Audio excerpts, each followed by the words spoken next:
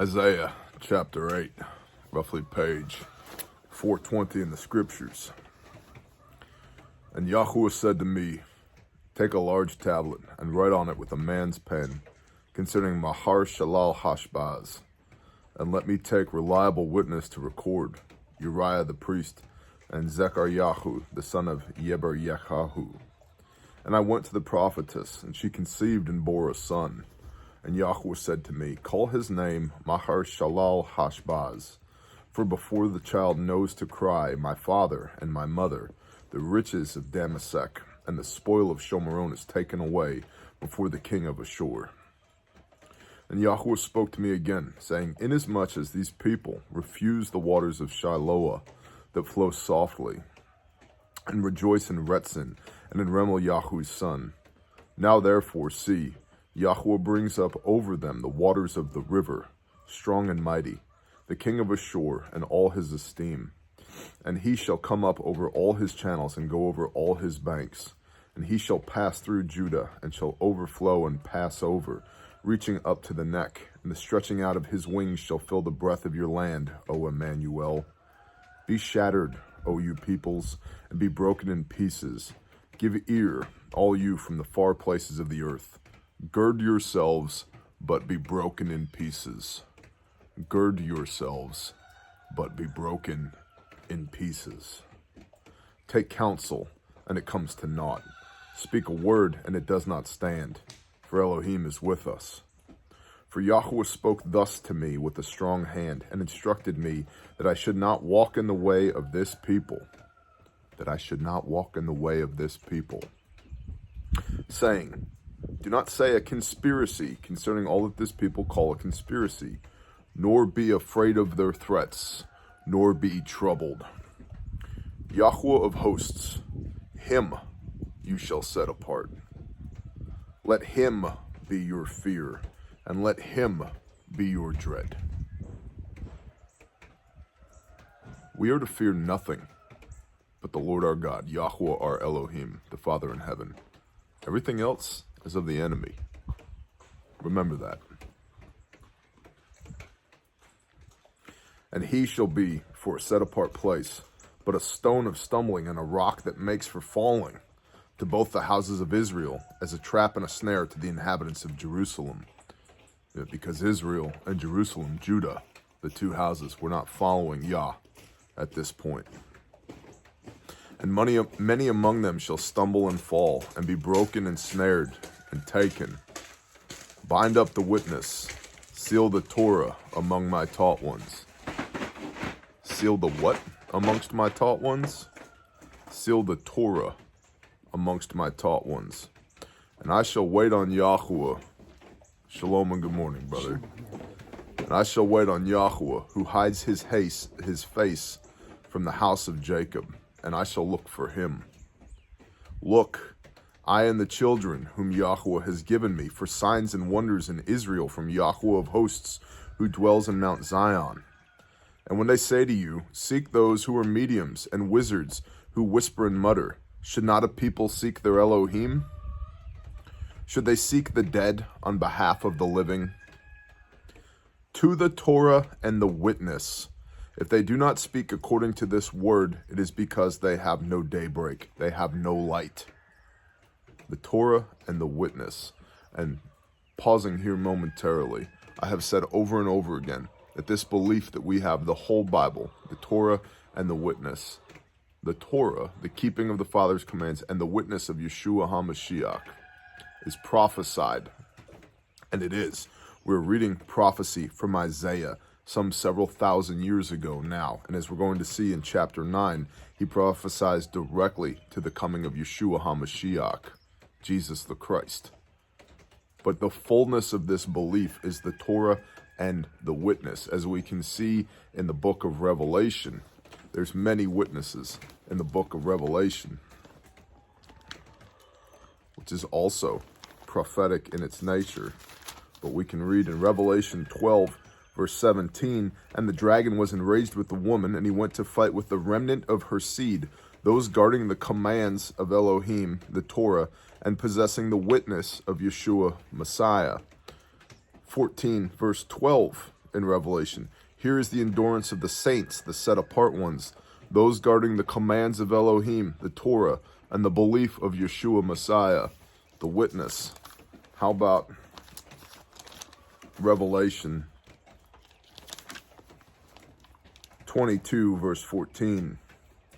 Blessed are those doing his commands, the Torah, so that authority shall be theirs unto the tree of life, and they enter through the gates into the city. 21, verse 27. And there shall by no means enter into it, the city, whatever is unclean, neither anyone doing abomination and falsehood, but only those who are written in the Lamb's book of life.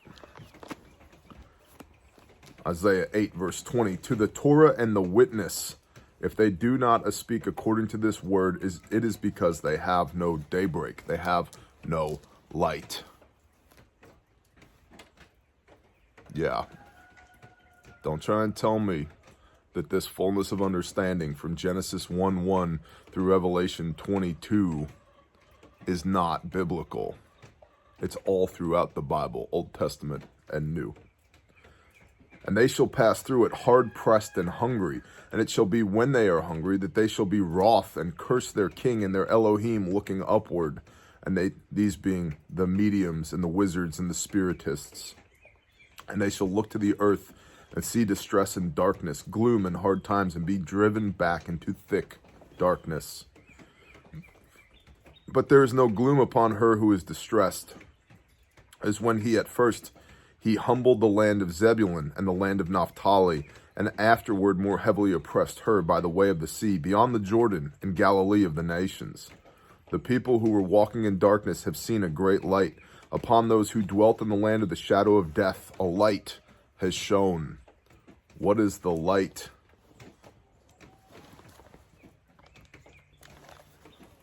Proverbs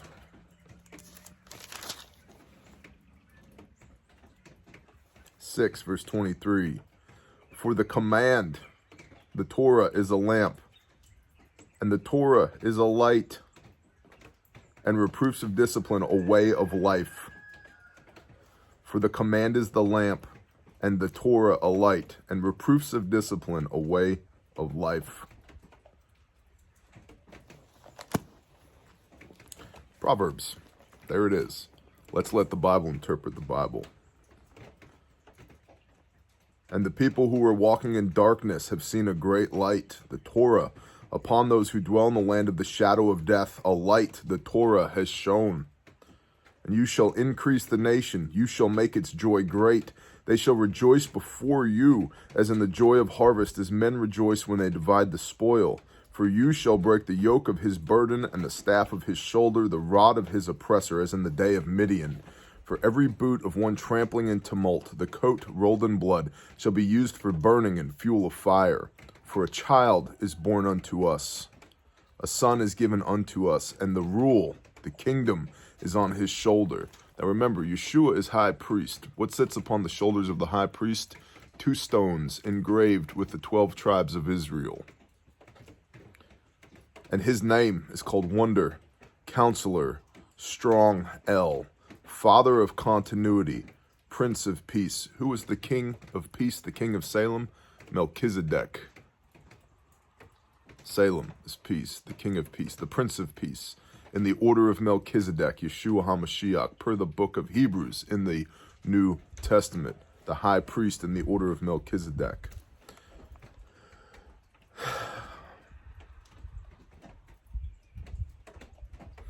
Of the increase of his rule, Yeshua, and peace there is no end, upon the throne of David, and over his kingdom, to establish it and sustain it with right ruling, the Torah, and righteousness. Luke 1 verse 6, blamelessly walking in the commands of Yahweh our Elohim, from now on, even forever.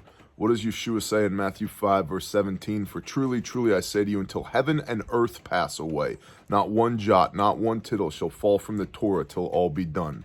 From now on, even forever. The ardor of Yahweh of hosts does this. Now, this prophesied Mashiach, Messiah, the child who is born unto us, the son given unto us, of whom the rule, the kingdom, is on his shoulder. He sits upon the throne of David. That's not some cutesy little talk here. Flip to 1 Kings 11. 1 Kings 11, starting at verse 34.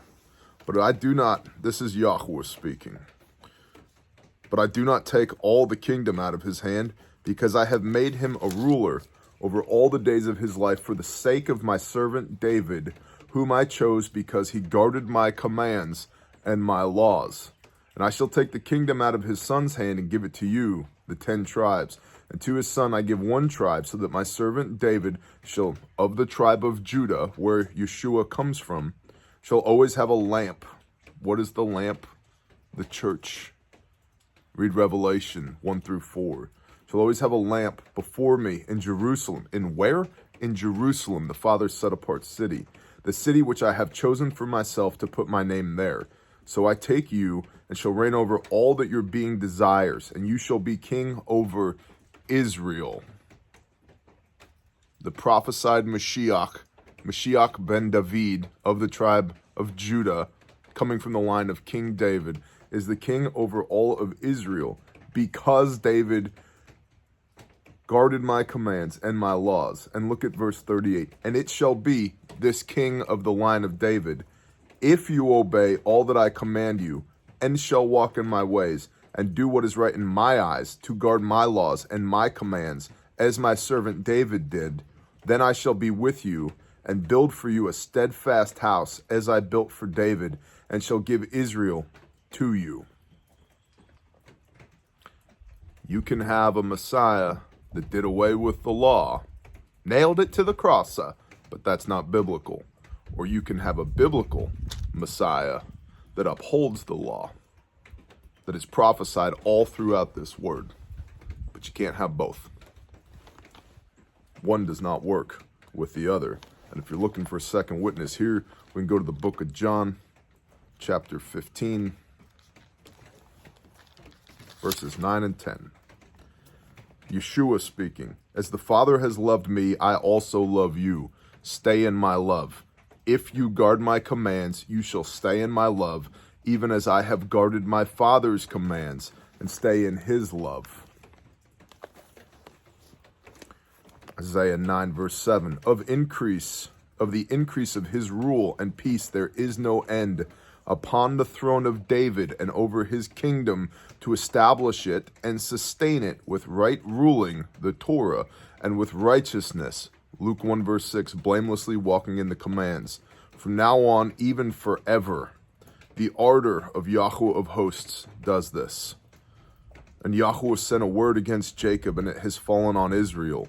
And the people shall know, all of them, Ephraim and the inhabitants of Shomeron, the place of false worship that the 10 tribes set up, who say in pride and greatness of heart, the bricks have fallen down, but we rebuild with hewn stones. The sycamores are cut down, but we replace them with cedars. What Yahweh has ordained has fallen down, but we'll put our own stuff in place of that. False worship.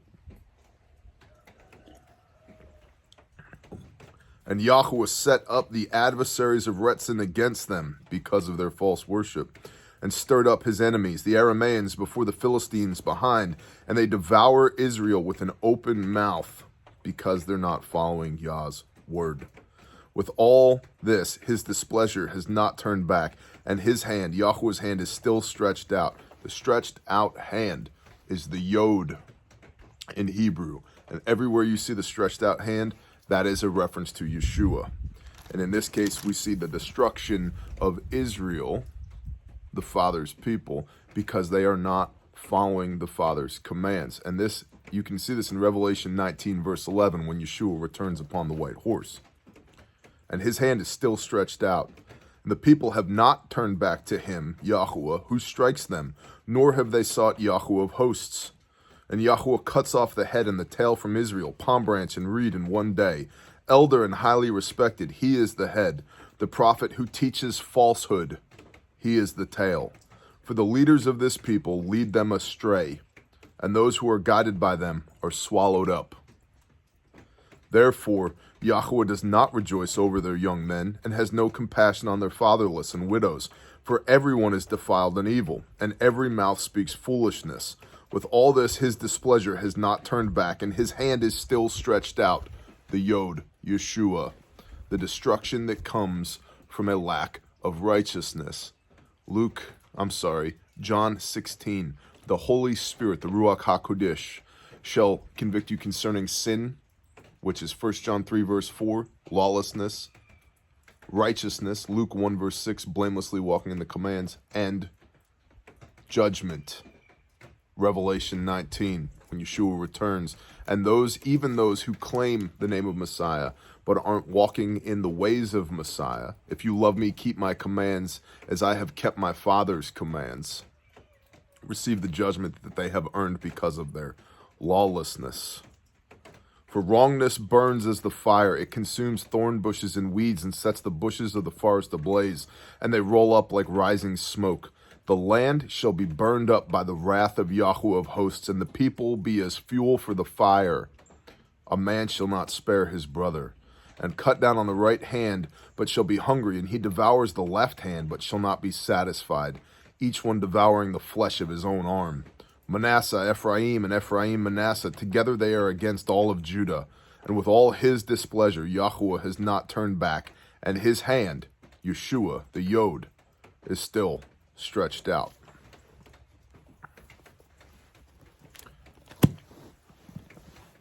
Jesus is love, absolutely. He's also reproof and instruction. That's why he was sent, to reprove you and instruct you, so that you walk in his ways, 1 Peter 2, verse 21. But he is also destruction for those that will not obey. You can see this in the parable of the 10 virgins. Half of them had oil in their lamps. What is the lamp? It's the Torah. What is the oil? It's the anointing of the Most High Yah. And half of them didn't have oil in their lamps. They both had an expectation of being joined to Messiah as the bride of Christ. But only half of them were doing what they were commanded to do. And half of them miss out because they weren't keeping oil in their lamp. You cannot have a biblically prophesied Messiah that is also lawless. If he sits upon the throne of David, per the Bible, the only way a king sits upon the throne of David is if he guards the commands and the laws and the right rulings of Yahweh, our Elohim. Bless y'all. Shalom.